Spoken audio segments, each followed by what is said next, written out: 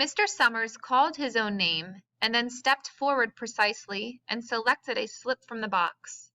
Then he called, "Warner." "77th year I been in the lottery," Old Man Warner said as he went through the crowd. "77th time."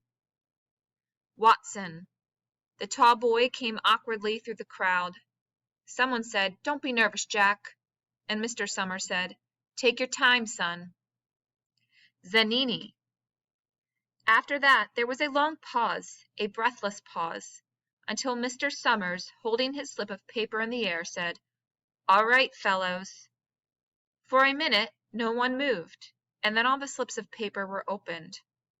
Suddenly all the women began to speak at once, saying, "Who is it? Who's got it? Is it the Dunbars? Is it the Watsons?" Then the voices began to say, "It's Hutchinson. It's Bill. Bill Hutchinson's got it." "Go tell your father," Mrs. Dunbar said to her older son. People began to look around to see the Hutchinsons. Bill Hutchinson was standing quiet, staring down at the paper in his hand.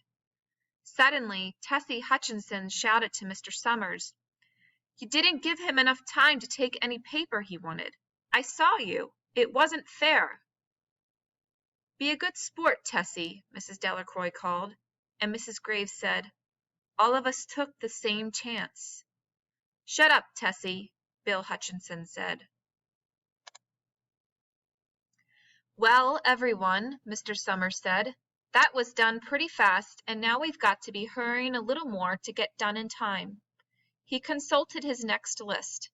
"Bill," he said, "you draw for the Hutchinson family. You got any other households in the Hutchinsons?" "There's Don and Eva," Mrs. Hutchinson yelled. "Make them take their chance." "Daughters draw with their husbands' families, Tessie," Mr. Summers said gently. "You know that as well as anyone else." "It wasn't fair," Tessie said. "I guess not." "Joe," Bill Hutchinson said regretfully, "my daughter draws with her husband's family. That's only fair. And I've got no other family except the kids."